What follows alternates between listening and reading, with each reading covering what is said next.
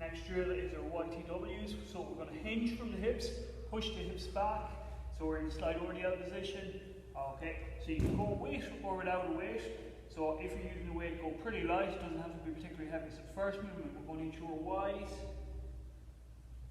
for our prescribed reps. So it looks like this from the front, hinge the hips back, up overhead, try and go through full range through the shoulders. Second movement, stay in the same hinge position, hands start out in front, out into a T shape.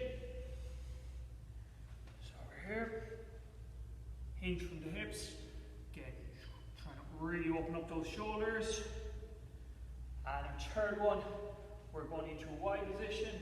So again, hinge from the hips, from here, rotating through all the movement coming through that shoulder. So we're here, hinge, we're here, rotate, up. So your two fingers point down at the bottom, and then they're up, and all the movements coming through your shoulder joint.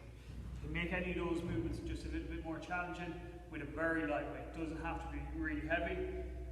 Like I said, I think they're about 2 kg, the weights I'm using there, make it a bit more challenging. Okay, so we have an overhead rotation drill with the band. So we start the band here, shoulder width, a little bit wider, bring it up and over, touching the lower back, keeping the arms nice and straight throughout.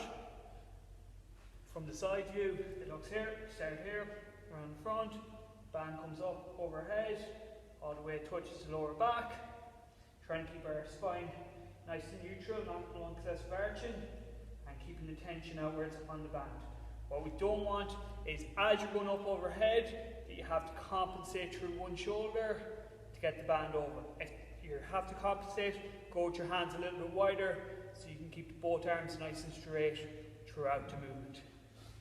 If you don't have a band, you can always use like a sweeping broom, and again, going through that full movement up and over for your prescribed rep.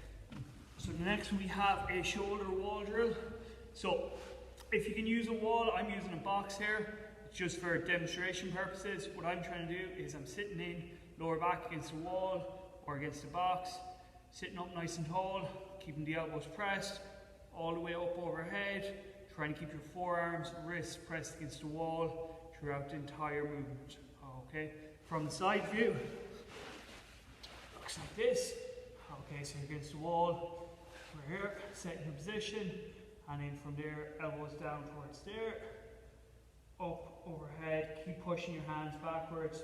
You may feel this going in to the shoulders, and maybe a little bit up into your upper T-spine. So we're here. From here, we're going to sweep the arm open as far as you can. Trying to open up as far as you can. Imagine your hand is opening up like a book. If you're struggling, what we're really looking for is to push your knees into the ground. Okay, so as we go, we don't want your hips and knees to come with you. Push those knees into the ground, so all that movement's coming from your upper T-spine. If you're struggling with that, you can bend your front leg at 90, and you can potentially use something like a foam roller or a foam block or even a kettlebell, anything like that. Push that knee in, opposite leg goes straight, and again rotate up from there as far as possible. As you rotate, follow your hand. Push the position, bring the foot to the outside, whatever hand is close to that foot. We're going to take that hand and we're going to sweep it open, nice control, trying to rotate as far as you can. With the leg that's out behind, what we're trying to do, we're trying to extend through the hip and knee. Okay, so we're not bending that knee, trying to keep that nice and locked. And then from there, sweeping through, nice controlled rotations. So from the front, setting that good push-up position, good alignment. Then from there, setting your foot out to the outside of your hand, keeping this foot flat on the floor, driving your knee out, and we're switch. So we start here, we're holding the T-Rex. Set the hips and feet nice and far back. What we do from here, we push the hips back as far as you can, try to keep your spine nice and long. And then from there, allowing yourself, push those hips back and allow those arms to be stretched out. You should feel this going into the lats. If we want to make it a bit tougher, we can add a little bit of a twist in. Here we have the box. We're going to do a lat and maybe a tricep stretch. So we're going to start with our elbows on the box. Okay. From there, letting the hands come to the back of our shoulders, and then we're sinking down. And we should feel that either stretching your triceps, or you may be feeling that into your lats, side of your upper back. And we're going to hold that for